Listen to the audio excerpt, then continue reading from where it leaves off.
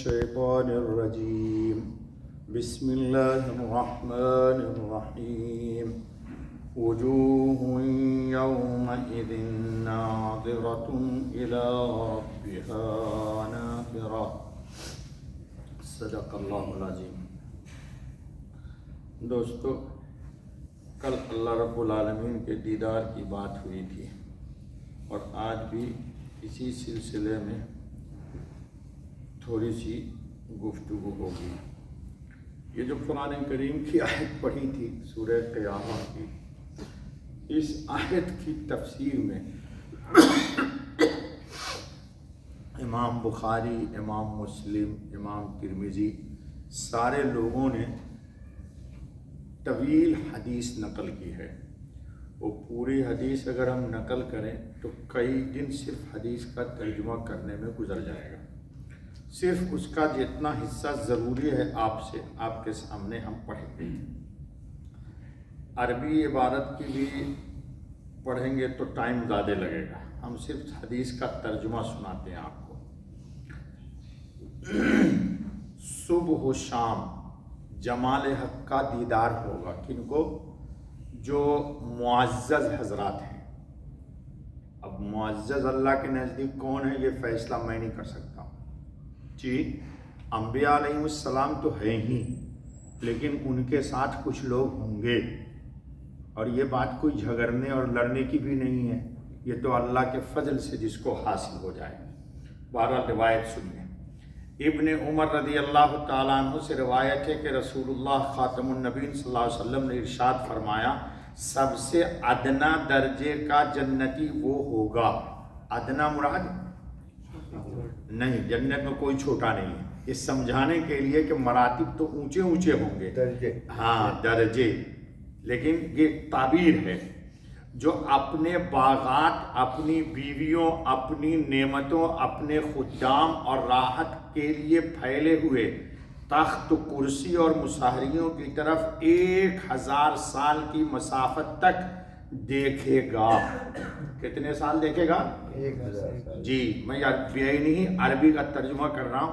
یہ کتاب تو یہ اسی عاجز کی ہے، دیدار الہی کا شوق، یہ اتنی ضخیم ہے، چھوٹے چھوٹے اقتباس نقل کر رہا ہوں جی۔ کتنے دن تک دیکھے گا؟ یعنی اتنی دور تک اس کی نعمتیں پھیلی ہوئی ہوں گی۔ کتنی دور؟ 1000 سال کی مسافت کے برابر اس کی چیزیں پھیلی ہوں گی۔ اور جنتیوں میں جو اللہ کے نزدیک سب سے زیادہ معزز شخص ہوگا وہ اللہ رب العزت کے روح انور، چہرے مبارک کی طرف صبح و شام زیارت کرے گا۔ اللہ تعالیٰ ہم کو اپنے فضل سے ان لوگوں کے ساتھ کر دے۔ پھر نبی اکرم خاتم النبیین علیہ الصلاۃ والتسلیم نے سورہ قیامہ کی یہ آیتیں پڑھی جو کل آپ کے درس میں آئی تھی۔ بہت سے چہرے اس دن تر و تازہ ہوں گے، اپنے رب کی طرف دیکھتے ہوں گے۔ اس حدیث میں ادنا درجے کا جنتی اس شخص کو فرمایا گیا جس کی جنت 1000 سال کی مسافت تک پھیلی ہوئی ہوگی، اور دوسری حدیث میں فرمایا گیا ہے کہ سب سے آخری شخص جو دوزخ سے نکال کر جنت میں داخل کیا جائے گا اسے دنیا سے 10 گنا بڑی جنت ملے گی۔ دنیا سے 10 گنا بڑی جی۔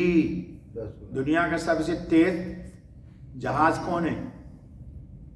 ارے بولو نا بھائی، دنیا کا سب سے مسافت طے کرنے والا جہاز کا کیا نام ہے؟ سب چپ آئے؟ ایروپلین جی۔ پلین میں ایک اور بھی پلین ہے، کیا نام ہے دانش اس کا؟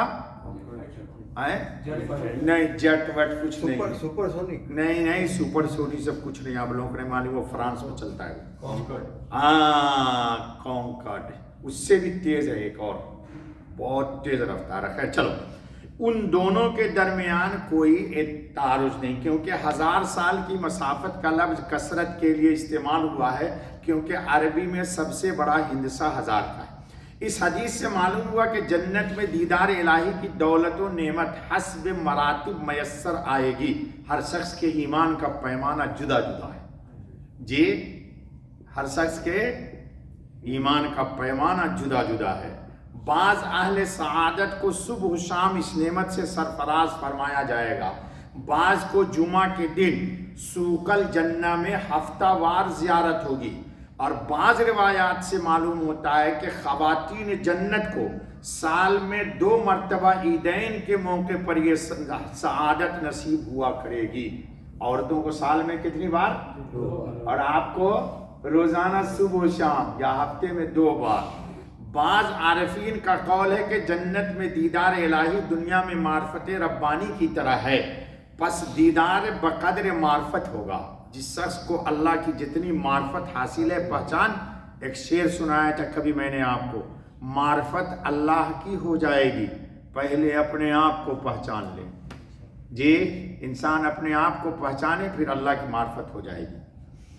روایت میں ہے کہ ادنا جنتی وہ ہوگا جو اپنے ملک میں 2000 برس کی راہ کے بقدر مسافت جنت دیکھے گا، اور آخر ترین حصہ کو بھی اس طرح دیکھے گا جیسے قریب ترین حصہ کو دیکھتا ہے. یعنی دور کی بھی چیز ایسی نظر آئے گی جیسے حضرت ابو موسیٰ اشعری رضی اللہ تعالیٰ عنہ کی روایت ہے کہ حضرت خاتم النبی صلی اللہ علیہ وسلم نے فرمایا قیامت کے دن اللہ ایک منادی مقرر فرمائے گا جو اتنی آواز سے پکارے گا کہ اگلے پچھلے سب سن لیں گے، اے اہل جنت، اللہ نے تم سے اچھے ثواب کا وعدہ کیا تھا اور زیارت کا بھی. اچھا ثواب جنت ہے اور مزید انعام رحمان کا دیدار ہونا ہے. مزید سے کیا مراد ہے؟ حسنہ و زیادہ، اس سے کیا اللہ پاک کی ملاقات. اب ایک روایت بخاری کی سنیے. ٹائم ہے بیٹا؟ ہے. اسی لیے میں بیانی حدیث کا لفظ نہیں پڑھ رہا ہوں، ترجمہ کر رہا ہوں. حضرت ابو ہریرہ رضی اللہ عنہ سے روایت ہے کہ کچھ لوگوں نے عرض کیا کہ یا رسول اللہ خاتم النبی صلی اللہ علیہ وسلم، کیا قیامت کے دن ہم اپنے رب کو دیکھ سکیں گے؟ صحابہ نے پوچھا کیا اللہ کو ہم دیکھیں گے؟ خاتم النبی صلی اللہ علیہ وسلم نے فرمایا کیا سورج کے دیکھنے میں کوئی دشواری ہوتی ہے جبکہ اس پر کوئی بادل نہ ہو؟ آسمان میں فضا میں بادل نہیں ہے تو سورج دیکھنے میں کوئی دقت ہوتی ہے؟ نہیں ہوتی. صحابہ نے عرض کیا کہ نہیں یا رسول اللہ.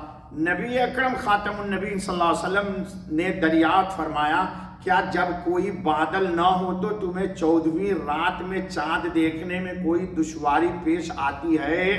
صحابہ نے عرض کیا کہ نہیں یا رسول اللہ خاتم النبی صلی اللہ علیہ وسلم.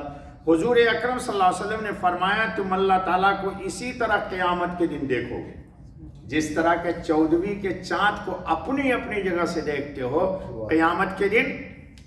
بخاری کی کئی روایت ہے، سب کو میں نہیں نقل کروں گا، بس ایک روایت میں نے آپ کے سامنے نقل کر دی ہے. اچھا بابا،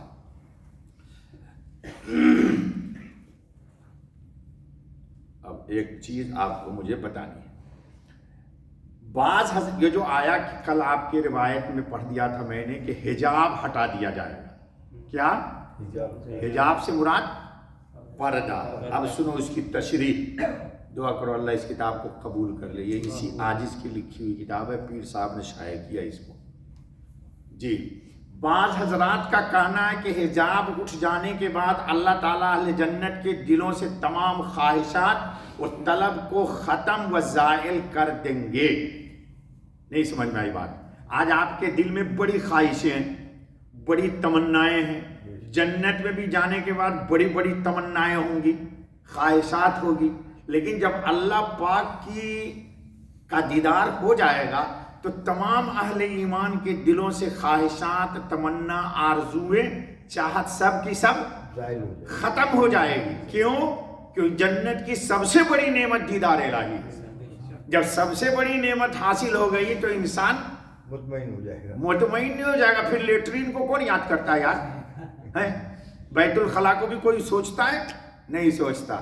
تو رب ذوالجلال جو خالق کائنات ہے اس کا دیدار جب حاصل ہو جائے گا تو انسان کو سیرابی ہو جائے گی. انسان کو سیرابی ہو جائے گی. اس کے قلب کی تمام چاہت اور تمنا اور حسرت اور آرزو سب کی سب فنا ہو جائے گی. وہاں سے سب کچھ نکل جائے گی. اللہ کرے آج ہی نکل جائے. پھر نکل جائے تو ہم سے بڑا کوئی امیر نہیں اور ہم سے بڑا کوئی اطمینان میں نہیں. یہ ساری بے چینی ہمیں اس لیے کہ یہ بھی مل جائے، یہ بھی مل جائے، یہ بھی مل جائے، یہ بھی مل جائے. تو انشاءاللہ جب اللہ پاک کی ملاقات ہوگی تو سب کی سب تمنائیں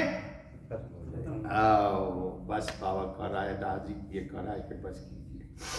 چلو یہ